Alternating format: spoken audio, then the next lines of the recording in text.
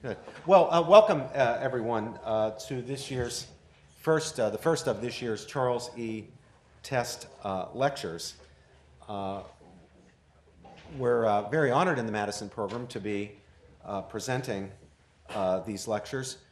We have done so for every year, bringing in a very distinguished scholar of the Madison program's existence, which is now 13 years. Perhaps it's now time for me to tell the story, which I think I haven't done publicly before, of how there came to be Charles E. Test lectures. Dr. Test was a member of one of the 1930s classes at Princeton, and he came to my attention in what I hope you will agree is a somewhat amusing way. Back in 1998,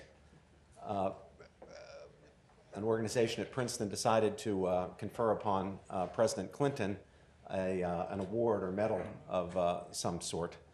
This was in the thick of the Monica Lewinsky scandal. And I arranged with the Daily Princetonian to write a little article that was somewhat critical of President Clinton to be published on the day of his visit to campus. I had grown up in a university town in the 60s when Nixon was president, and I learned, even as a middle school student, how these things are done from the students at the university. You know, if Kissinger came to town or Nixon came to town, you could count on there being some hostile piece in the campus newspaper. So having learned how to do it, I thought, well, that would be a good thing to do here with a different president. And the arrangements were all made, and the article was drafted, and the day was swiftly arriving, and I got a visit from an editor of the Daily Princetonian telling me that they had decided, in fact, not to print my essay as agreed on the day of the visit, but would postpone it for another time. To which I responded, bringing all the force of my legal training to bear, "That was not our agreement."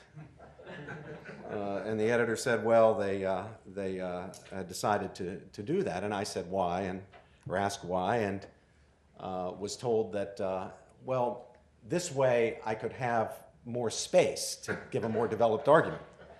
And I said, well, no, you'd already, 900 words, which is what I had been given, was exactly the amount of space I needed, and that was fine. Don't worry about me, just run my piece. But then it was admitted to me that it wasn't a matter of space. It was something else that had involved, as I was told, pounding on the table during the preparation meeting for President Clinton's visit when members of the White House staff were present with the planning committee. The planning committee including, as it turned out, the editor of the Daily Princetonian.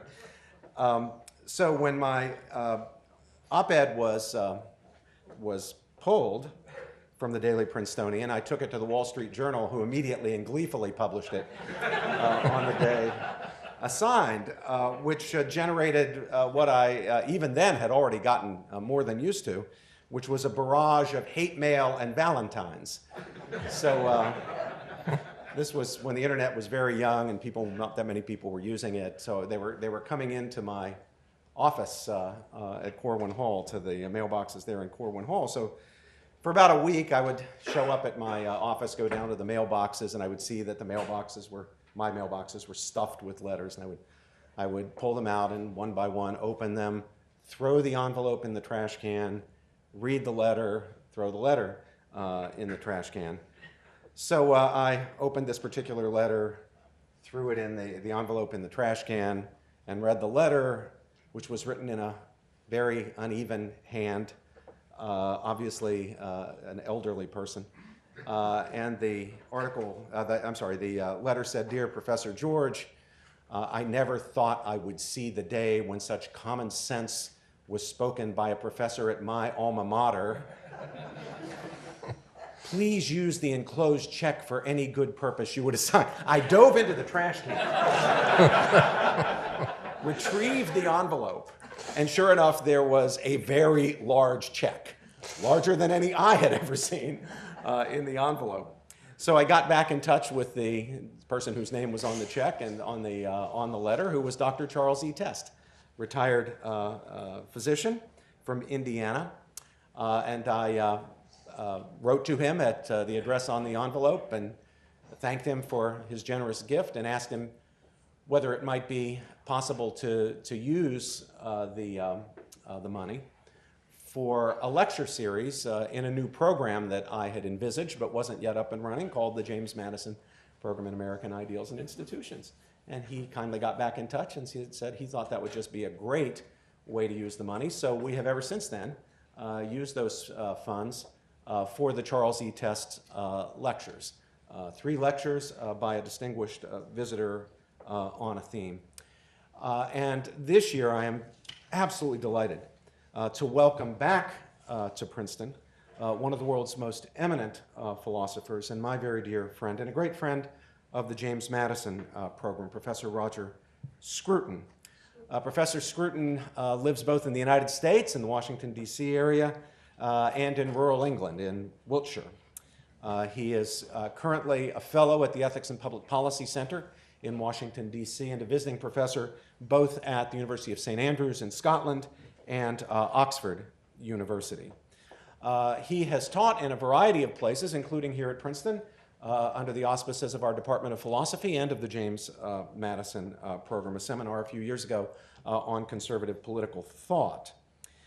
He's also taught at Boston University here in the United States and in Birkbeck College in London. He's written on a remarkable range of issues across the spectrum of subfields of philosophy, from aesthetics to ethics and just about everything in between.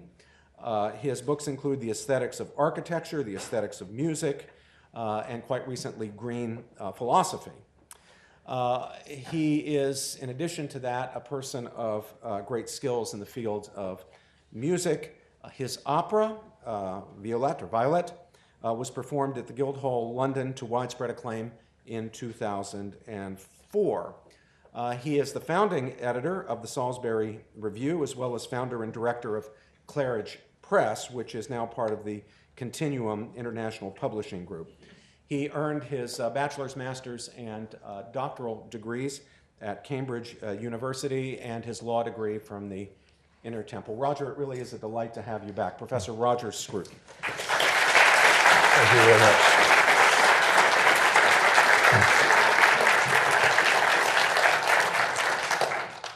Well, thank you, Robbie, for that very kind introduction, and thank you to the James Madison program for inviting me to give these lectures.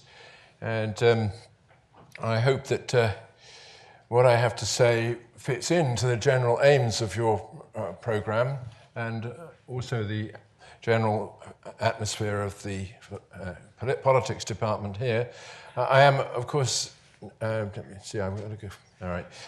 I'm a philosopher by training, not a political scientist, and I don't have the detailed knowledge of the American Constitution that Americans seem to expect others to have, largely, because, I suspect, because they don't have it themselves.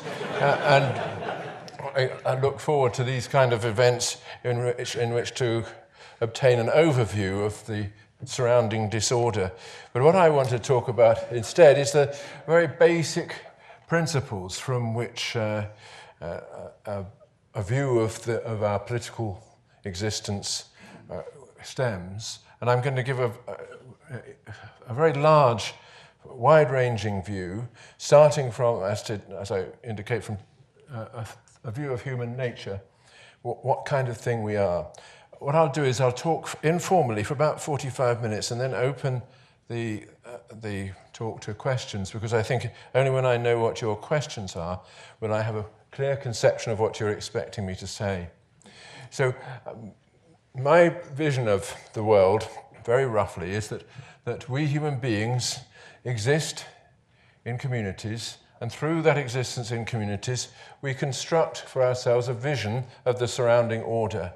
But that vision of the surrounding order is not a unitary thing or a simple thing. There's no one way in which we have of ordering our experience. We order it, I think, in at least 3, perhaps 4 quite different ways, And one of the tasks of human life is bringing those different ways of ordering our experience together. So I talk initially about the basic order that we perceive around us and which we cannot escape from, the order of nature. We are natural beings like plants and animals and everything else that we encounter. We're part of the physical world. I take the word physical in its old-fashioned Greek meaning, just to mean the same as nature. We are governed by natural laws, which assign effects to causes and causes to effects.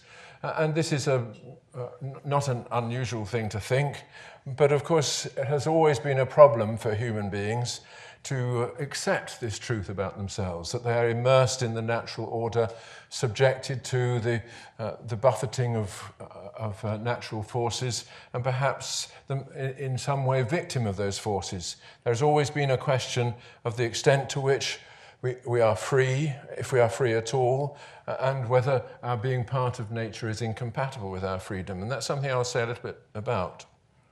There is, of course, also the view that many philosophers have entertained, that these natural laws are, as they put it, deterministic laws. That's to say, they are without exceptions, and such that from any particular condition of the universe, the laws will enable us to predict the ensuing conditions, in which case, what room is there for human choice and our freely conceived projects?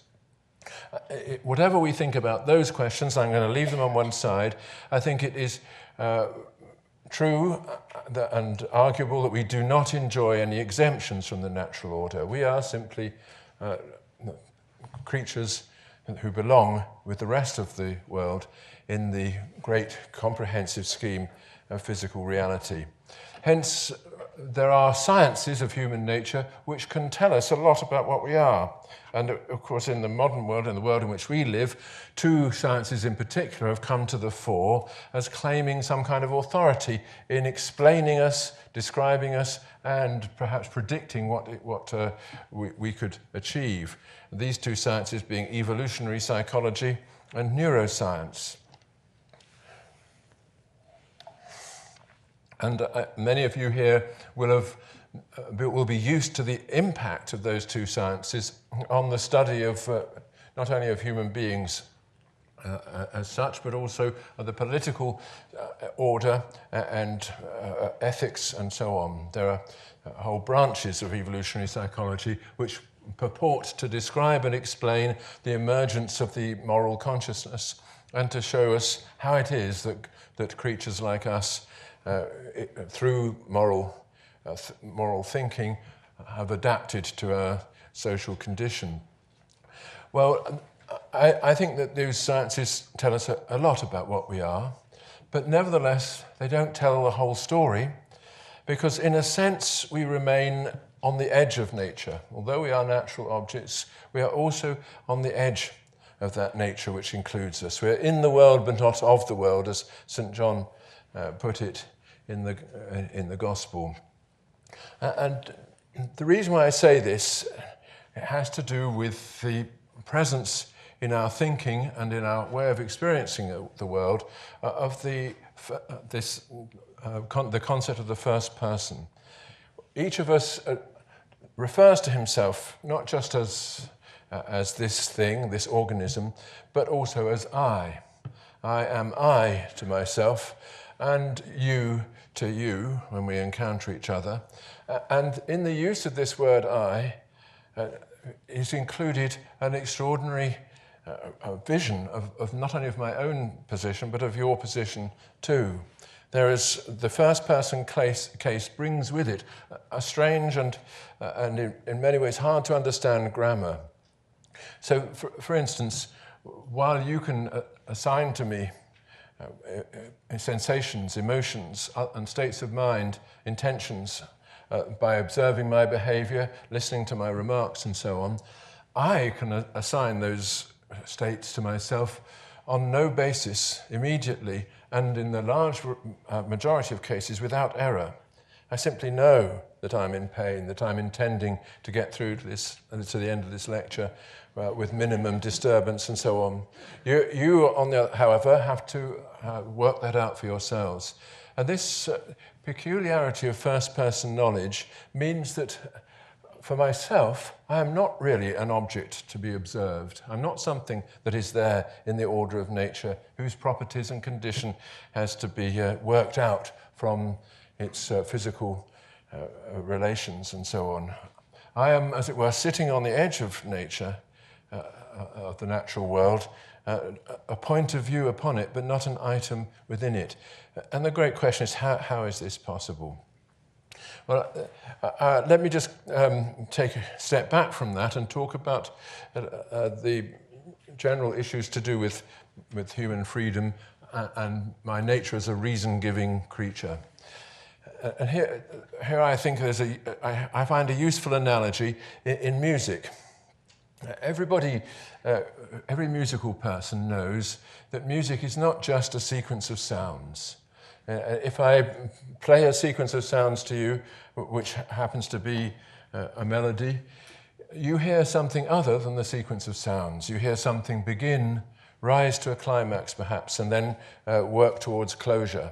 You hear a movement between pitches, and that movement goes on perhaps even while there is no sound.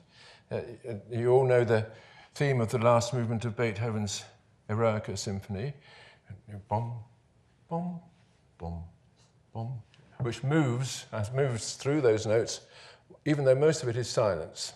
Right? Between any of those two notes, it is moving. But what is moving? Not those sounds.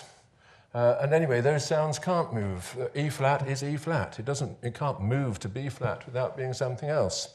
So there's a huge paradox about what musical movement is. But when we hear music, we organize it in that way as a system of movement which also contains actions.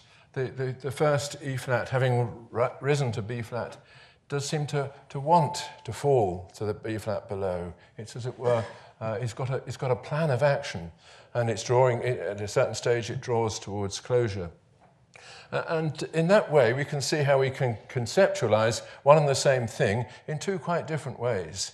As a sequence of pitch sounds, and there's elaborate physics of sound which tells us how we conceptualize that. We can explain all that we observe physically without referring to movement or anything like that, but we can conceptualize it also in this other way in terms of the movement of a melody through musical space.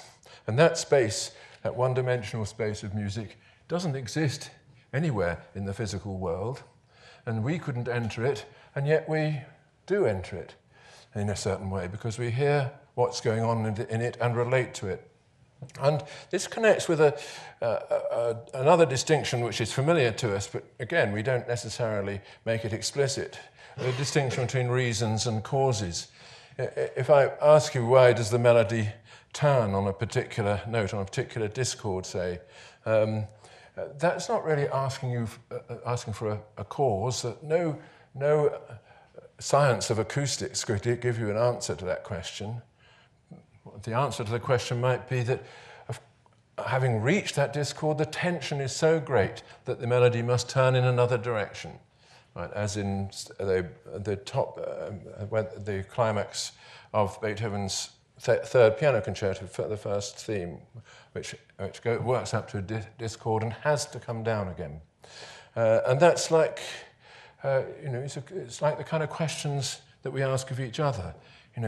Why, having said that rude thing, did you have to turn your back? Couldn't you have just carried on being even more rude? That's a question about reasons, not about causes. It wouldn't be adequate to answer, because my digestive system was just pushing me in that direction. So, we have these reason-searching questions about every aspect of the human condition. I give the obvious example: why did she look at him in that way? That's asking for an account of not just what she was trying to achieve. She may be trying to achieve nothing, but of the the structure of the human relation which made it reasonable or understandable in some way that she was looking at him in that way.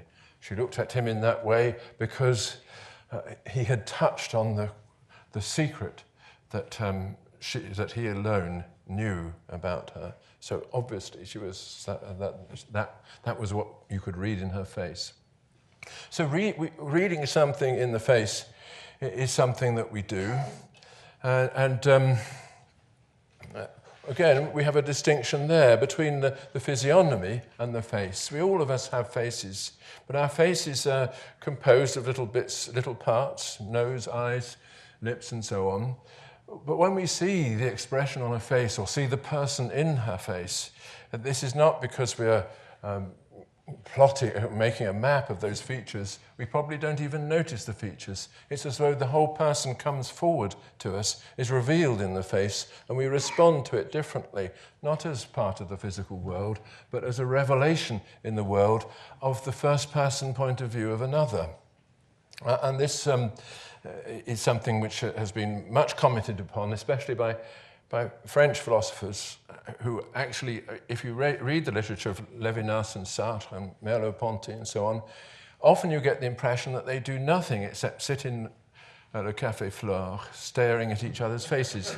And this could be a reason for the lack of progress in philosophy in that part of the world. But it is also that they've hit onto a very important truth, that the face is, as Levinas puts it, visitation and transcendence. It's something that both lies behind the world in the way that you lie behind the reality that I perceive, and also is a visitation from that other place. This is you looking at me. And as a result, we respond to the other in a way which is not the way that we respond to ordinary physical reality. We don't just describe another's features and another's frame of mind and so on. We address other people. We summon them into their face. And looking in the face, we can look at another face accusingly or compassionately, interestedly, and so on. Always we're looking not at the eyes, the lips, or the nose, or whatever, but what is revealed in those features, which is you. And many philosophers have pointed out that this word you is just as difficult to understand as the word I. It's not quite it doesn't pose quite the same problems, but in addressing you as you in the second person, I'm taking up an attitude towards you which demands that you account for yourself. I say, what are you thinking now? What do you intend by that? What do you want?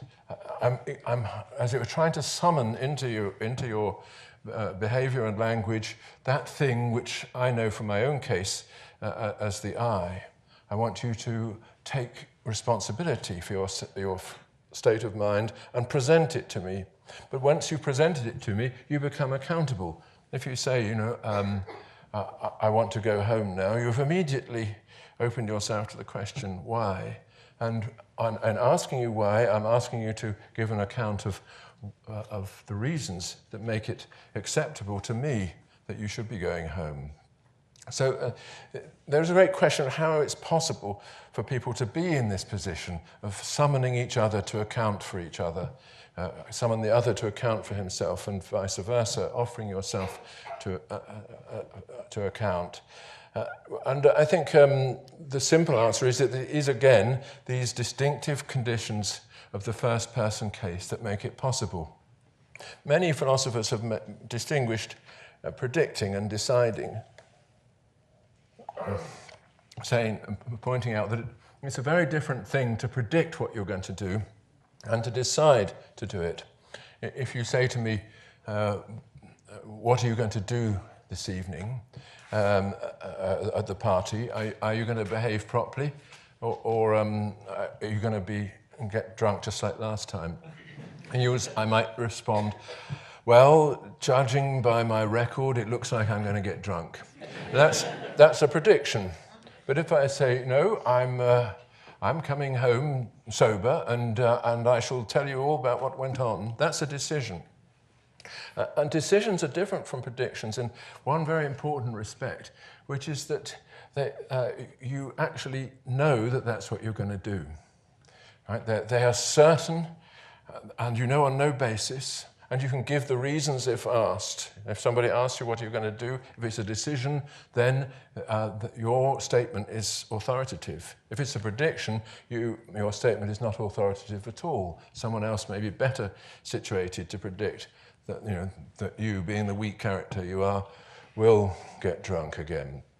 So this deciding is an expression of this first-person authority that we all have, and others trust it. They lean on it. We're inviting them to trust it. When I say, I will come home sober and I'll give you an account of the party, I'm inviting you to trust me. Of course, I may not do so. I may not come home sober.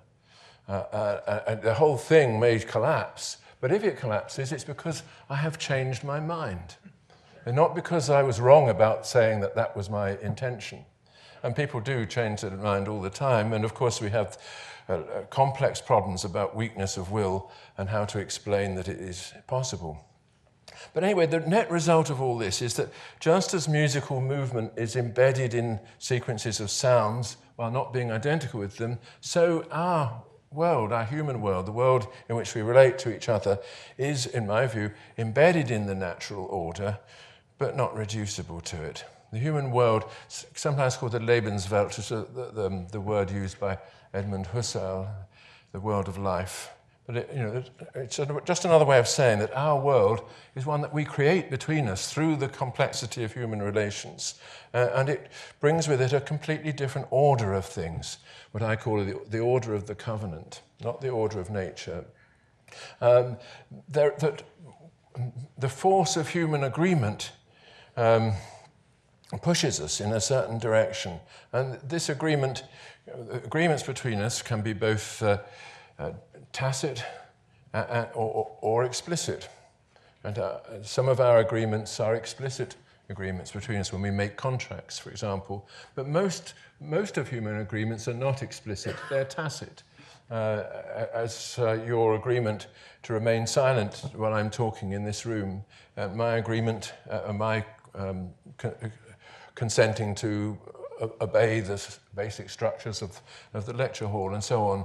These agreements just emerge through our natural ability as rational beings to coordinate with each other. And this is an extremely important fact, that human agreements bind us together, even though we can't necessarily make them explicit. That's something that needs bearing in mind when you consider the American Constitution and other such legal documents. A constitution doesn't make sense just as a piece of paper. It makes sense against the background of tacit agreements between people, which made it possible for them to think of having a constitution in the first place. And I think that much legal philosophy is needed to make that clear. But one analytical philosopher, John Searle, has seized on this kind of point to point out that our world is full of what he calls deontic powers. That whenever I promise you to do something, I promise you to bring the food for the dinner party this evening, I'm actually creating for myself an obligation to do this. I'm putting myself under an obligation, and you're entitled to lean upon that obligation. In other words, I've brought into being an obligation which you are relying upon. And we fill the world in that way with obligations and rights. I'm giving you the right to expect that I'm coming with the food. And these things exist not independently of the human order, obviously, but they exist because we all mutually recognize them. And in a similar way, institutions grow from our agreements. All these agreements add up over time, and they grow by an invisible hand. This idea, which was introduced by Adam Smith and Ferguson and so on in the 18th century, is a very fruitful idea. That many of the things that surround us, many of the human institutions that surround us, were not explicitly agreed about. They don't issue from an explicit contract, but nevertheless, they are the inevitable byproduct of our voluntary actions and our agreements. the invisible hand brings them into being, and any attempt to destroy them or to turn them in another direction might have to use force of a completely different kind in order to achieve its goal.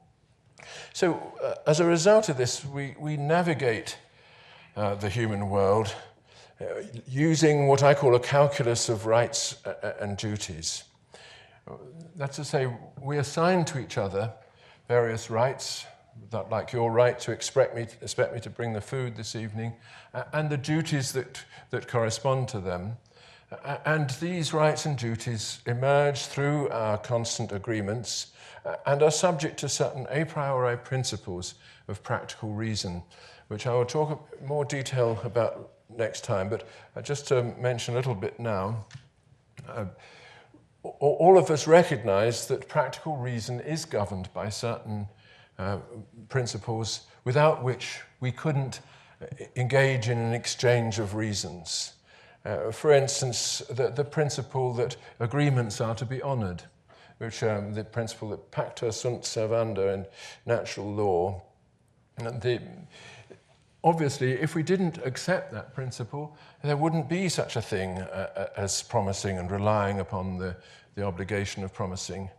So principles like that can be accepted and must be accepted by all rational beings if they are actually to engage in the toing and froing of reasons whereby we account to each other. Now, through this process of accounting to each other, we are in fact becoming free. This order of the covenant is an order of free choices. There's a huge metaphysical question that philosophers worry about as to whether we are actually in some deep metaphysical sense free, whether we can, as it were, escape the chains of causality sufficiently to make choices which have no dependency upon the flow of natural events. My view is that question is of no significance in describing the things that I'm describing. My view is that we become free just as long as the order of the covenant enables us to make decisions, give each other reasons, and take full responsibility for the result. Freedom means the ability to take responsibility for things. Some people don't have freedom in that sense. You know, some people are just not able to take responsibility for their decisions, maybe because they've got some mental disorder or whatever. But all of us in this room are able to take responsibility for our decisions, and if we lead others to expect to rely upon us for some reason and let them down, then we have abused our freedom and we are to blame. So this whole activity of holding people to blame, creating obligations and so on is what we ought to mean by freedom. And I think the philosopher who said the best things about this is Hegel in the Phenomenology of Mind, Phenomenology of Spirit, in which he shows in an elaborate way how human beings emerge from the natural power relations whereby they dominate each other and submit to each other, through the conflicts that inevitably result from that, to a kind of balance when they recognize that they are accountable to each other and must treat each other in some deep way as equals. And that, I will rely on that argument, might come back to it later, but I recommend you to follow it. So, but this brings me to the next sort of order that we impose upon reality, the political order. We, all of us, in our tradition, recognize that there's some great distinction between political order which relies upon the consent of the citizens from that which relies upon force or tyrannical pressure. And we all want a consensual order because we all believe that in the end that is the only legitimate order. At least I assume that is what we all believe. This is a very modern belief, of course. In the ancient world, people recognized legitimacy as an independent thing from consent. But we believe, post-Enlightenment people, that legitimacy is conferred by consent. And if there isn't consent of some kind, then the political order is either illegitimate or in some deep sense incomplete or defective. But there are two kinds of consensual order, at least two kinds, that which is produced by a contract and that which is the expression of consent. And this goes back to what I was saying about the invisible hand. If we all get together in a room, all of us who want to be governed together as a single community, and draw up a contract and say, this is how we will be governed, these are the rules that we will all obey, and we sign the contract, we all have a veto, but we all agree to it, then we have a society based on a social contract. Such a contract might not be explicit, it might be implicit in our behaviour, but a contract is still a contract even when it's not overtly expressed. When you go into a shop, pick up a bottle which says $3 on it and hand $3 at the till to the person who's in charge, there was a moment where you were both of you bound by an implicit contract. Which you didn't formulate, but much of our behaviour is implicitly contractual in that way.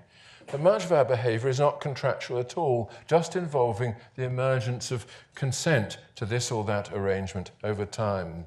And a consensual order might deviate radically from anything that can be wrapped up in a contract.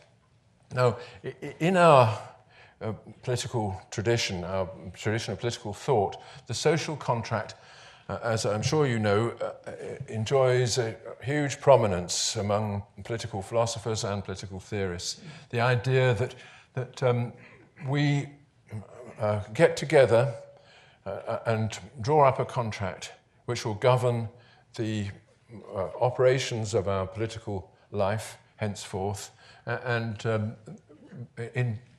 endow those operations with legitimacy. Because of the contract which offered each of us the right to the right of veto, our acceptance of it is the criterion of legitimacy.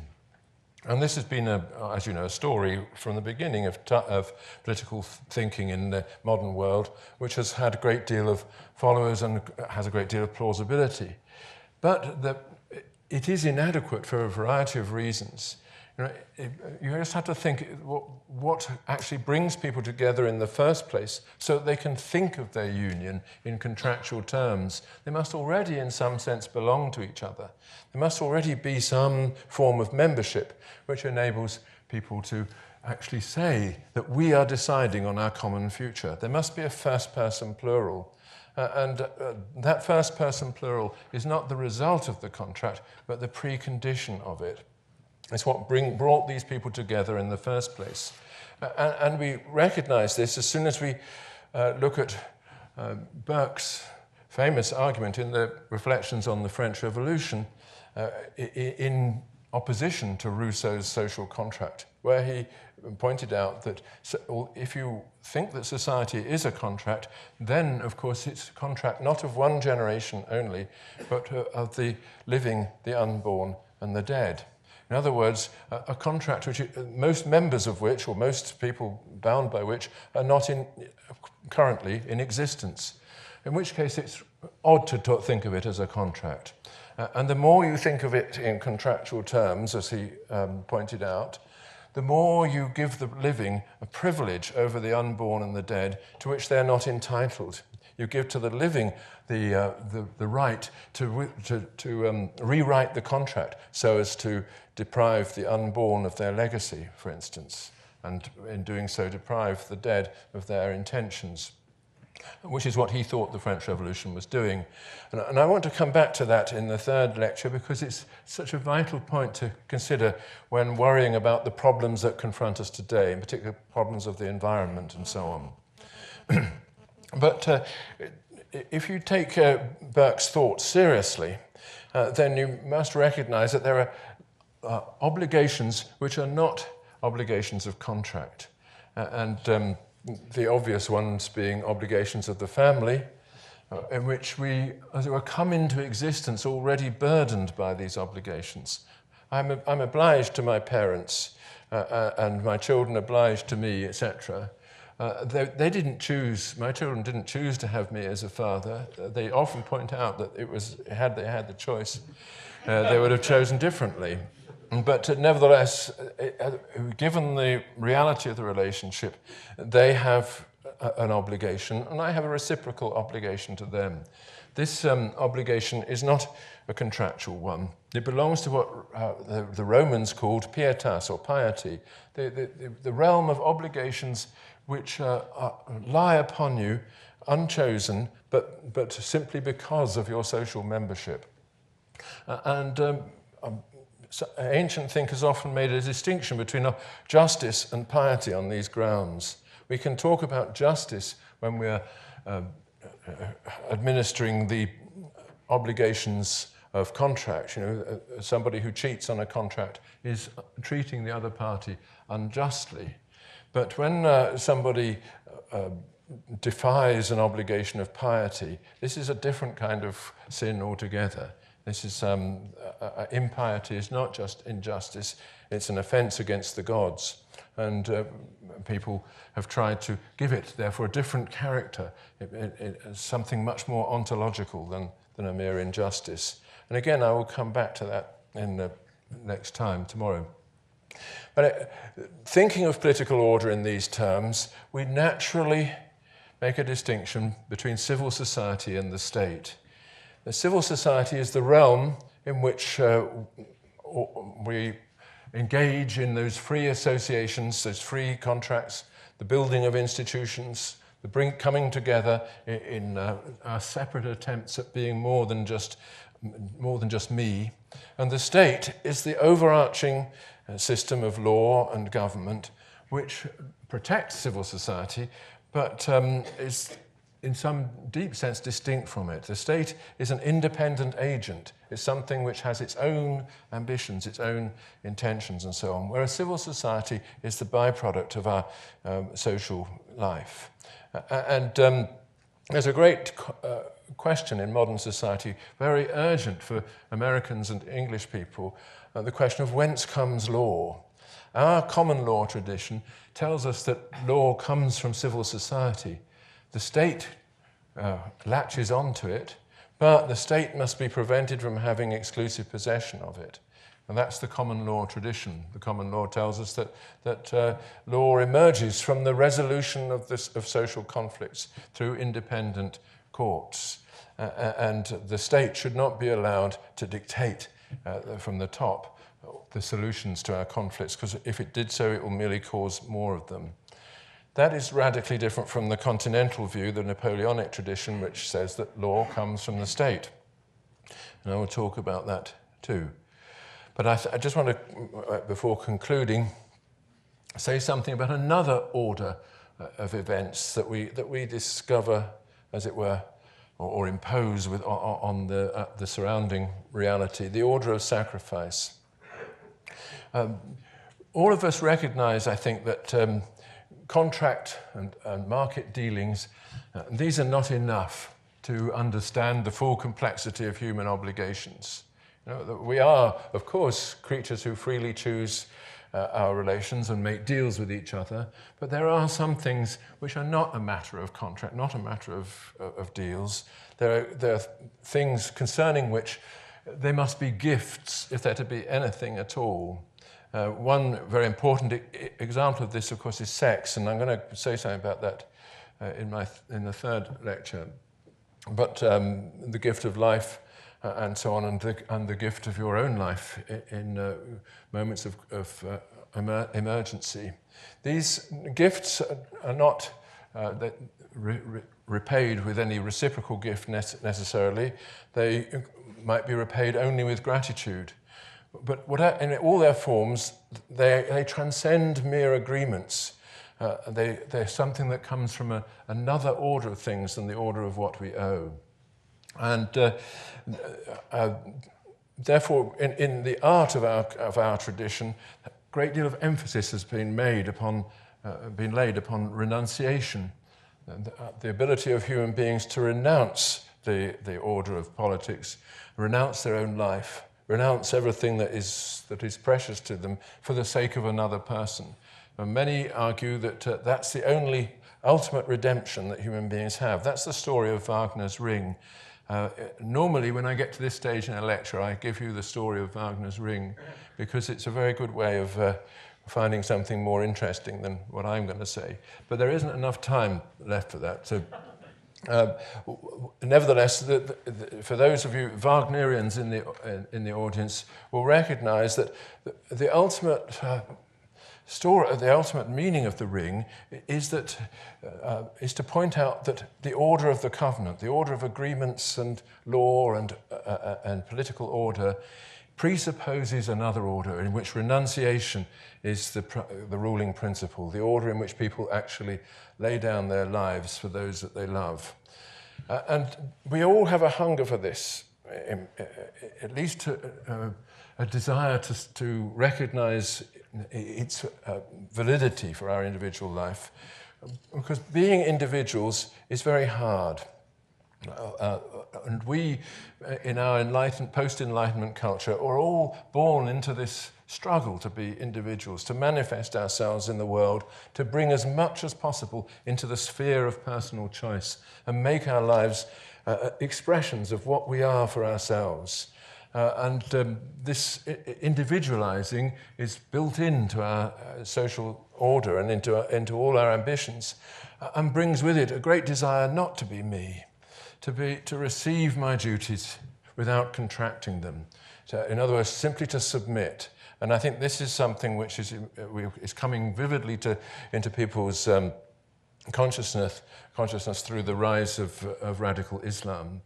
Islam just means submission, that word, and it offers to, especially to young people who've felt this pressure, the pressure of individuality and the labor of responding to it, it offers them an alternative, the alternative to offer themselves in a gesture of sacrifice and become immersed in something bigger. This corresponds to something in all of us which is quite difficult to reflect upon, this sense that that the reality is suspended between being and nothingness. And that in nature there is no nothingness, but in each of us there is. It lies in the very idea of the I, because after all, just think about it. That thing that you refer to as I is already, in some deep sense, a nothing. It's not an object in the world, it's a point of view upon it. And at some point, it will vanish. So in your own experience, or your own sense of your identity, you have a conception of something actually totally vanishing, totally disappearing from the world. But nothing disappears from the order of nature. Your body disintegrates, but only in the way that things do, by becoming something else. There is no coming to be and passing away in nature. It's only in the self that, in other words, in consciousness, that this phenomenon can be found. So all of us believe that in some deep way we're caught up in another order of events, the order of creation and destruction, and that shows itself in our personal experience, in our sense of ourselves as conscious beings. And this, for us, is a huge problem. What are we to do about it? Do we need this order of sacrifice which appeals to that? Well, it's just to get to the end. I'm afraid I've gone a bit too long, so I'll just rush through this. I take altruism as a way of illustrating how it is that we human beings live in these four different orders. There are four different motives for being altruistic. Evolutionary psychologists have bored us rigid with their accounts of altruism in nature. You know, you're all familiar with these, I'm sure. The ant that marches into the fire that's threatening the ant heap, you know, or the bee that stings the intruder into the hive. And thereby loses its life. What on earth explains why it is that organisms do that? In other words, lose their possibility of life for the sake of the group, or for the sake of another, if it's a case of parents and children.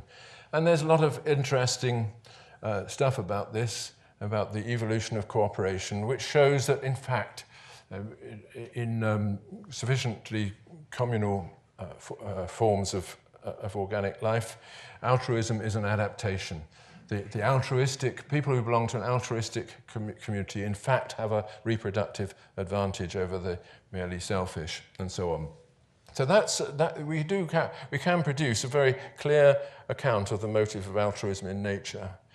Likewise, there's altruism in the covenant, which is a completely different form of altruism. We can make agreements to assist each other, and we do it because we owe it to each other. That's something that we all live by. Especially in America, you have, as you know, volunteers who love doing this, or at least they think they ought to do it, who join the local rescue team and the fire brigade and so on, where this is part of the social order, not to be explained as an adaptation, but to explain by the tacit agreement that we all make to assist each other. And in the political order, we have another kind of altruism, which is part of citizenship. We do things because we belong to the collective order, and that is what our citizenship requires. But also, altruism does demand from us sometimes the ultimate sacrifice, and that's the most difficult thing to explain. When people renounce their interests and make a complete gift of themselves, the officer who throws himself onto the live grenade that threatens his troops, and so on. This is clearly a completely different motive, based upon the sense that, not that he owes this to his troops, but that doing this is the way of completing the particular person that he is. Right, so, and I shall leave out my last comments on Girard's theory of sacrifice, try and squeeze them in to the next two lectures. So that's my very brief account of human nature, from which the whole truth about humanity can be derived, I assure you, but by long arguments that I haven't got time to present. And tomorrow I'm going to talk about the rights that we human beings accord to each other based on this vision. Right, thank you.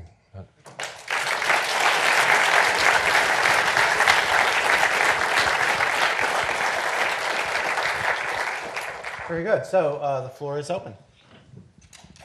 Yes, down here, sir. Mm-hmm. Speak up very loudly if you can so we can hear in the back. Wait for the microphone. We're going to have a microphone. Excellent. Chanel has the microphone here.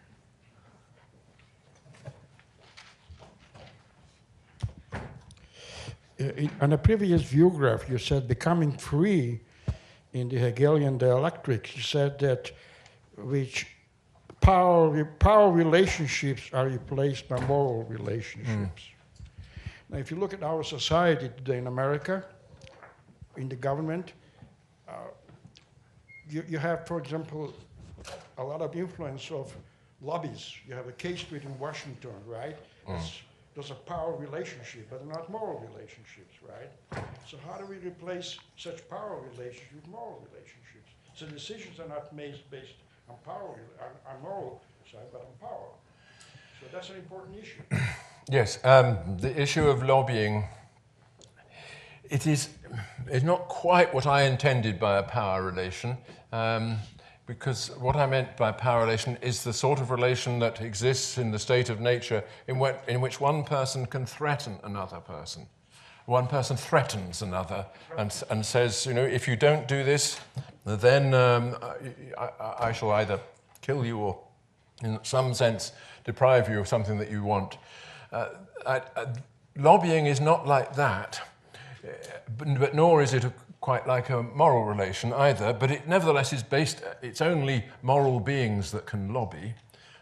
They give arguments to the government saying to advance their interests in the formation of the law. Whether this is right or wrong is another question. Whether it's an interference with the democratic process, I think many people think that it is, obviously, because the lobbyist who is able to wield all kinds of independent social influence does have an advantage over the lobbyist who merely speaks for his own interest. Every human relation is mixed. every human relation is mixed. There's elements of intimidation, elements of corruption, and also perhaps elements of just straightforward bargaining. Yeah, I see puzzlement on your face, but I think it's important to understand that when Professor Scruton was referring to a moral order, he isn't necessarily referring to morally good. He means in a domain of reason and freedom, where people make choices that are morally significant. So you wouldn't have lobbying Roger, for example, in a herd of cattle, because they're not only in the world, but they are of the world. Yeah. The moral order is an order of beings that are in the world, but not of the world. Yeah. Does that help? You know what? I forgot to. Why don't you answer all the questions? Well, I just saw the puzzlement, and I could see that there was just a misunderstanding of how you were using the word moral. I forgot to mention that at the beginning we reserved questions for students. So let me do that now and ask if any of the students, undergrad, graduate students, any high school students who are here, we want to make sure that students do have a chance to ask their questions. Yes, right here. Yes, I was wondering. She'll bring you the microphone. Thank you. I'm a grad student here. I was wondering how you reconcile the idea that the moral world or the human world is created through this face-to-face interaction with the later Burkean critique that we need to take into account our ancestors and the unborn, because you can't really look them in the face. That's a very good question, and what Did everyone hear it? The question is, how do I reconcile my view that the moral life is grounded in the face-to-face encounter with the Burke's position that most people are dead or unborn? And I think that's a very good question. And what I would say is that of course we wouldn't be able to relate to the dead and the unborn if they were the only people there were. You know, it's only because we, as it were, learn the art the arts of responsibility and accountability from our encounters with each other that we can then see that, of course, the other stretches, the flock of the other stretches before and after into infinite space. But if we don't see that, we have, as it were, betrayed those who've entrusted their will to us and those who depend upon what we do. Yes, up here, ma'am. She'll bring you the mic.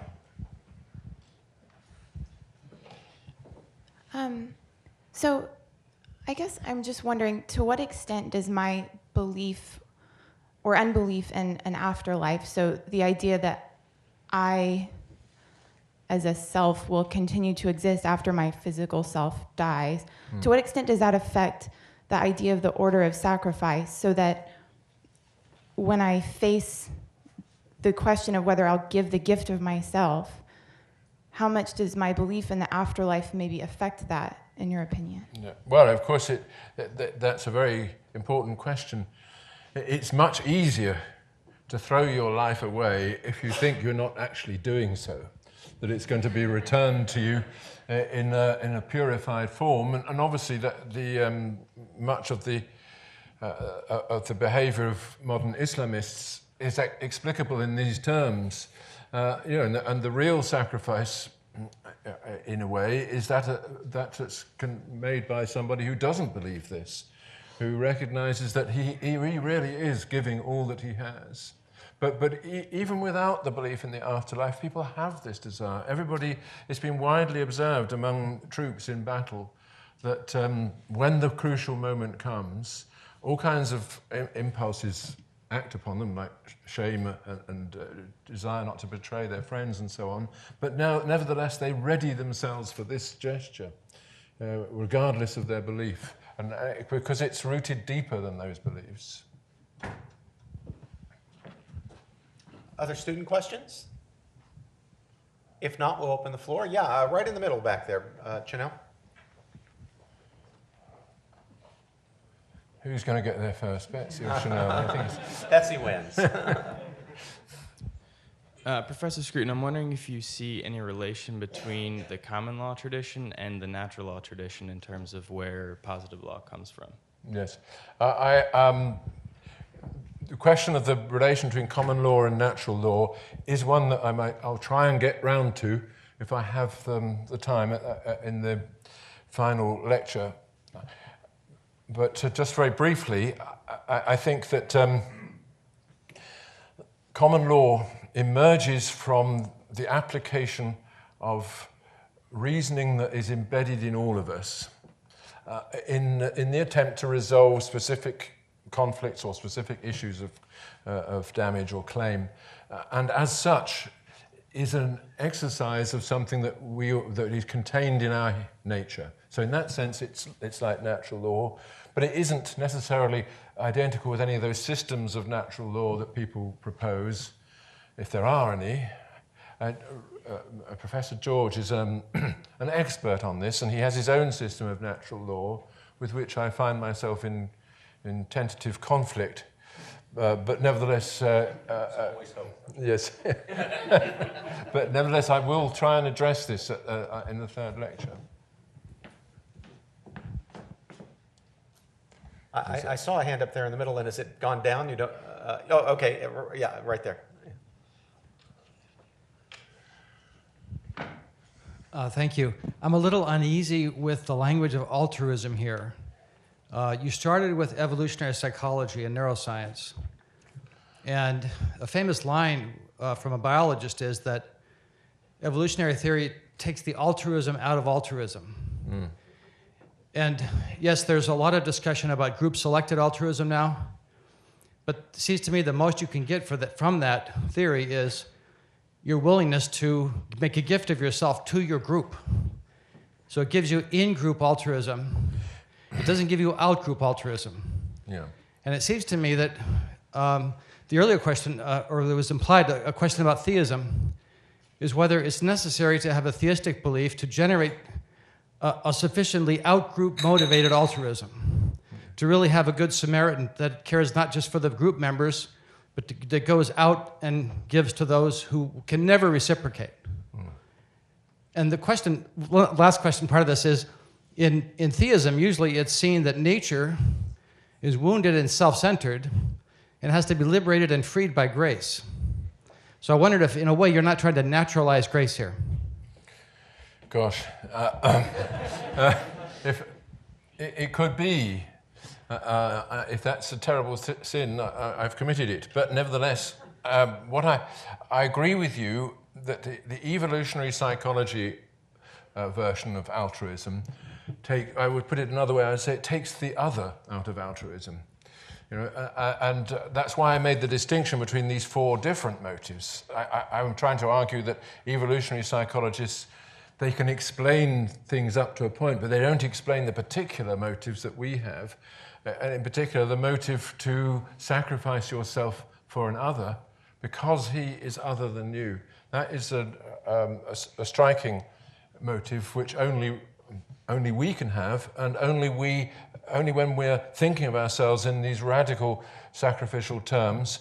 And it could well be that we can only think of ourselves, back to the lady's question over there, only think of ourselves in those terms consistently if at least some shadow of the theological worldview crosses our mind. And I'm open to that suggestion, but you know, it's a very... The metaphysics of it is something which I don't think I have a clear view on. It was down here, hand up. Yep.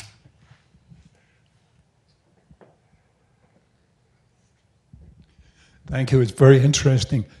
In the I-you relationship, in natural law and in human law, human relationships, is there a commitment and is there tension? Right. Not all I-you relations involve a commitment, although they all involve a presupposition of that you're taking responsibility for your utterance and for the states of mind that you express. So that there are incipient obligations that come out, that arise in every I-you relation. But when you talk about commitment, or when people talk about commitment, normally they have in mind something more on the level of gift. You know, when I offer myself to you completely, or that which is a much more existential way of relating to others, rather than the day-to-day.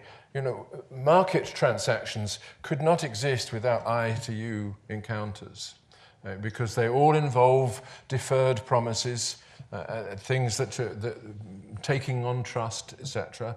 And if you don't know who it is you're engaged with and can't address him as a you, then that transaction becomes impossible and certainly becomes voided of any moral sense. Some people might say that that transactions on the stock exchange today are really all third-person transactions, and the I-you encounter has dropped out of it. But that's one explanation of why people are so unhappy with it and why it goes so radically wrong. Just right here.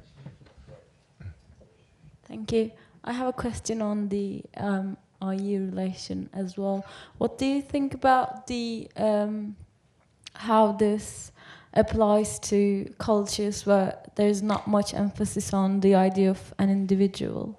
Because it's a bit of a, I don't know, individualism is a vague idea sometimes, and also altruism doesn't really apply to some cultures as well, because it kind of merges into someone's self, like doing something, say, a mother doing something for her child is like starts to lose its altruistic tendencies, and it just becomes the norm for them. So it wouldn't feel like a sacrifice. So how do you think that applies to cultures where sacrifice is just a normal part of the self? This is a very important question, and someone might say that I've been, and I think this is implied in what you're saying, that I've been concentrating on kind of post-Enlightenment individualistic societies in which the freely choosing individual becomes the basic social entity. Whereas there are other societies, either preceding that or elsewhere in the world, where the basic social entity is not the individual but the group or the tribe or something like that, in which case all these things had to be seen in a very different way. Now, my response to that is to say, yes, it could be so, that there were other societies like this, like the one I've just described, in which the first person plural is more important than the first person singular, so to speak. But actually, when we look at the facts, they are quite hard to find. Especially if you look at ancient societies, where there was huge collective sacrifice, the society described by Homer in the Iliad, in which everybody is just throwing themselves into the melee and giving themselves up. The I-to-you encounter is absolutely central to it too. The death of Hector at the hands of Achilles is the most beautiful I-to-you encounter in literature, in a way. Even though, of course, they're both of them acting as parts of a collective. So I think that probably what I'm describing is something that has a natural tendency to emerge in time in all communities. But perhaps sometimes in some communities it hasn't fully emerged. Roger, if I can ask a question that's related to that, I'm actually wondering whether you gave up too much to the question. Even in these societies where you might say it hasn't emerged, people still relate to other people with emotions like anger or pride or particularized forms of affection, love, and so forth. So it's very clear that even where individualism hasn't emerged in anything like what we see in the post-Enlightenment West, the I-thou or the I-you relationship is no less there. Yeah. No, I knew you should be replying to the questions. Would you agree with that? Yeah, I agree with that. Okay. Yeah, right up here.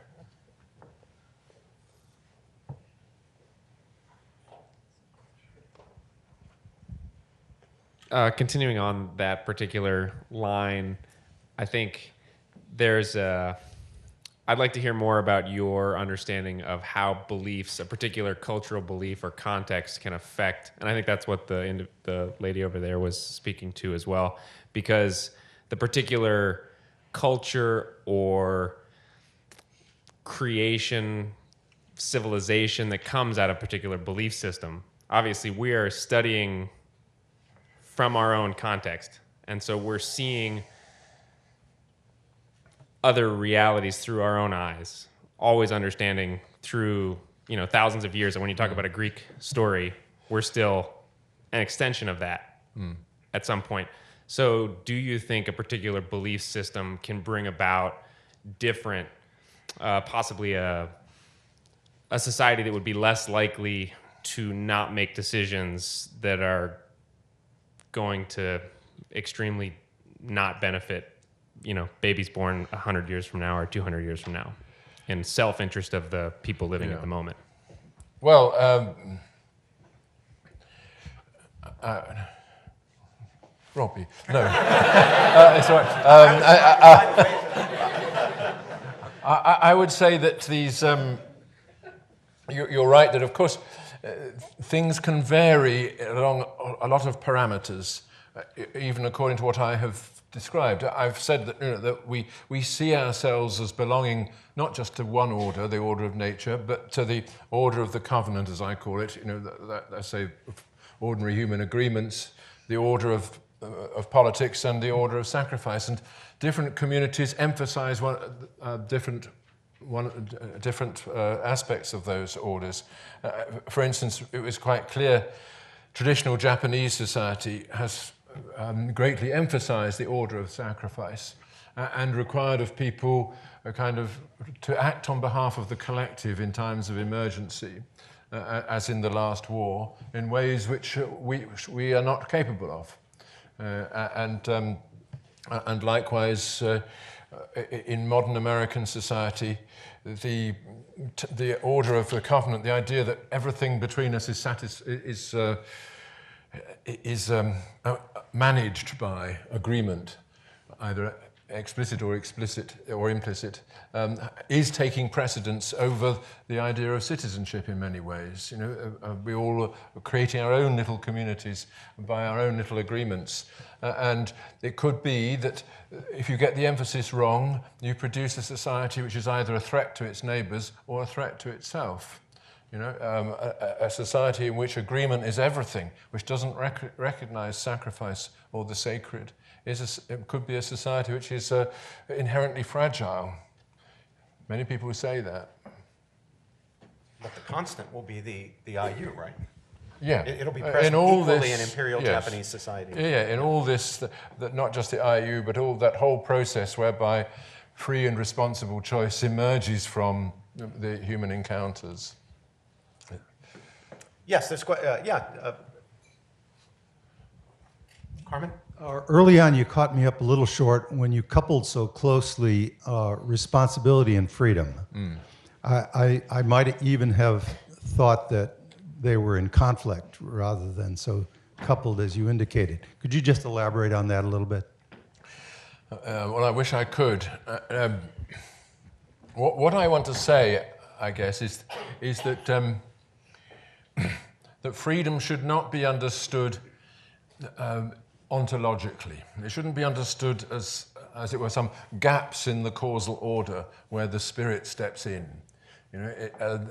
Freedom for me belongs to a whole conceptual scheme, a way in which we understand the human condition according to a different logic and a different order. In the way, that's why I took the musical example, the way in which we understand those 4 notes that I sang to you differently when we hear them as a melody and hear the movement that moves through the silence, joining them together. There we're bringing them under different concepts. We're not describing them as sounds, but as actions in an imaginary space, and these actions have reasons. And that's again, that's the way we describe each other when we are relating to each other in this interpersonal way, not in terms of the causes of our behavior, but in terms of the reasons for our action, and we hold each other to account for those reasons. We impose responsibilities on each other and elicit obligations in each other, and that's what freedom really amounts to, I want to say.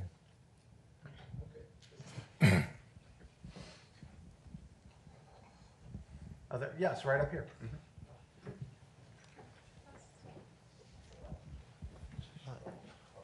It has often been said that a soldier has to have a sense of patriotism to be able to sacrifice their life.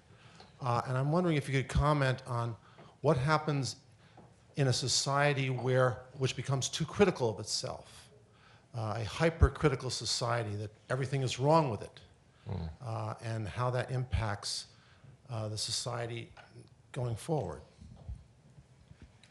Well, yes, you're absolutely right. That, and I was going to talk about this again in the last lecture. All sacrifice ultimately depends upon a first-person plural, or not all of it, but all of the kind that you're referring to.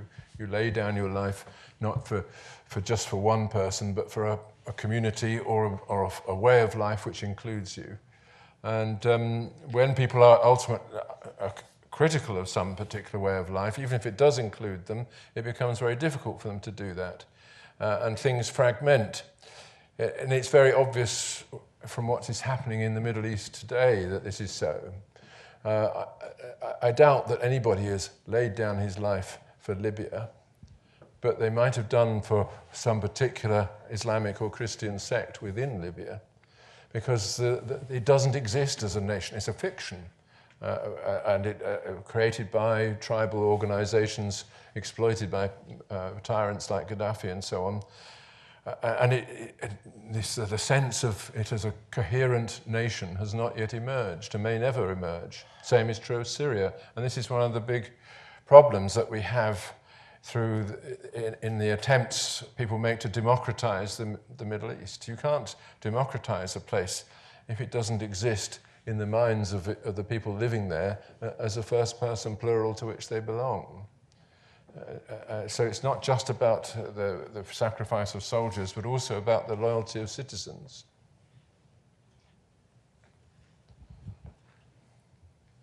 Any other questions? I see you pointing, but I don't see a hand. Where's the hand? Oh, yes, over there. I'm sorry.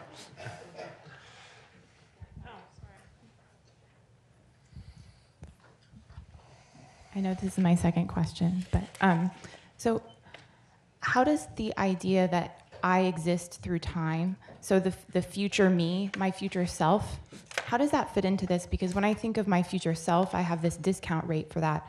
So is there some essence in which my future self is not fully I, and how does that fit into the interactions between I and you? Well, that's the economist's way of putting it. That we do have a built-in discount rate for our own future interests and our own future desires.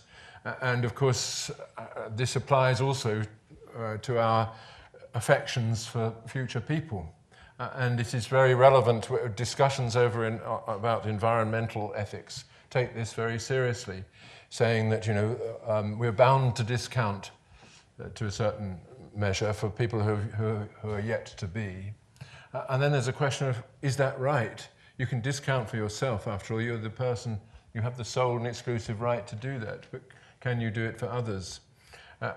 All I would say about this is that this is a proof of the fact that economic reasoning is not the same thing as moral reasoning, and that if you allow economists to dictate to you how these social problems should be addressed, you've made a great mistake. And that really, in the end, when we're thinking about how we should conduct ourselves towards others, all discounting is wrong, because it involves actually assigning a different value to others according to how far they are from you. Down here. She's going to bring you a microphone. Here she is.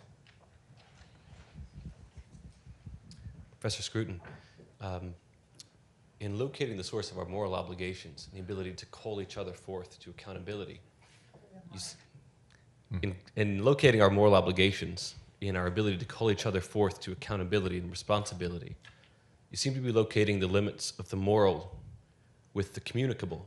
And I wonder what that implies for asymmetric sorts of relations, the sort that we might have with a God, or with which we might have to an environment, and what that implies about our obligations each way. Yes.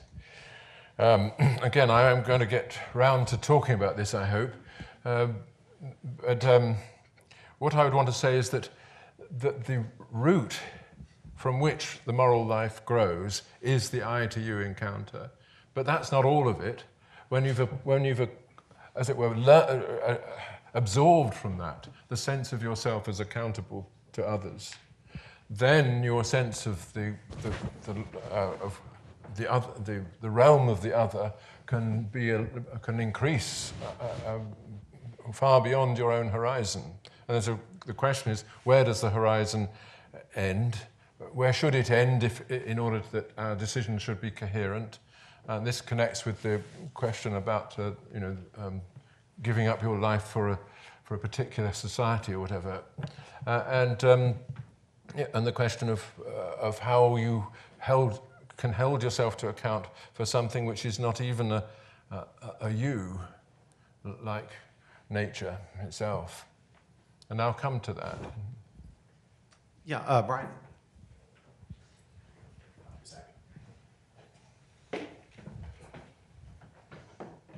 Thank you. I was just surprised at your phrasing of saying that discounting anyone is not, I forget exactly what you said, not moral or not correct, because it involves the distance that they are from you. And that's basically repeating one of Peter Singer's most prominent arguments, that you should care exactly the same about a stranger halfway around the world as you do for your own child. And I'm wondering if that's really what you meant. Yeah, you're right. As I said that, I realized that I was committing a Singerism, and that I should hastily withdraw.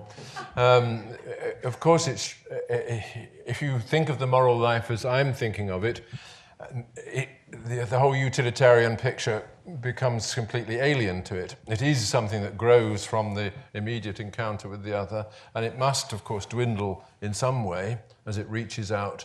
What I really meant was that the economist's idea of discounting, where you actually assign a diminishing value to things according to their distance in time, that is not going to be relevant. But maybe even that is not entirely true. Well, Roger, let me ask the closing question. I've been thinking, as I've been listening and reading, and I wonder if you've thought about the relationship of your four orders to Aristotle's. The first one looks like it's exactly the same, the order of nature, which we can investigate but in no way create or construct. It's external to us. It is what it is. Our intentions don't make it one thing rather than another. But then the next three look like they would largely come under his order of practical reason, or his order of reason and freedom, the order in which responsibility is exercised and so forth, while perhaps incorporating elements of the other two orders, the order of logic and the order of technique, the bringing of efficient means to bear to achieve predetermined ends. Maybe you haven't thought about it, but have you given any thought to the relationship of your scheme here to his? No, I haven't. I always assume that if anything I do coincides with Aristotle, that's a good point for it. I agree. But on the other hand, I'm not an Aristotelian, and my thinking is rooted much more in Kant and Hegel, that sort of that area, and I entertain the hope that all seriously meant thinking properly developed in this by anybody will eventually coincide with that of that others are doing. But I agree the issue, the area is so difficult that it's impossible to predict that will be so.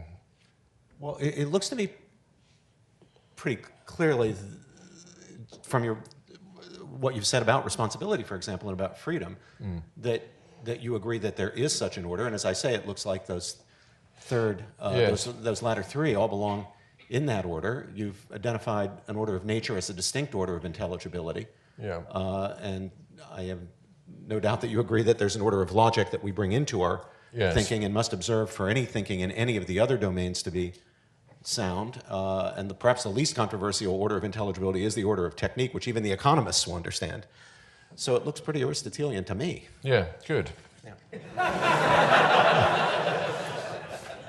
Okay, well, before I invite you to join me in thanking Professor Scruton for this wonderful lecture and Q&A, let me invite you back for more.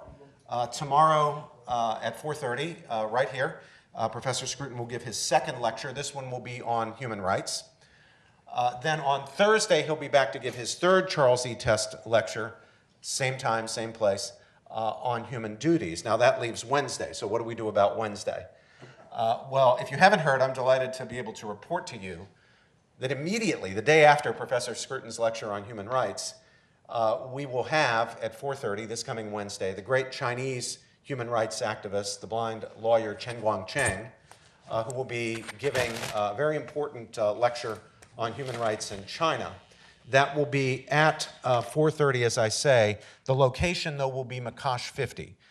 So Wednesday, October 16th, 4:30, Chen Guangcheng, China and the World of the 21st Century, the Next Human Rights Revolution is the title of his speech.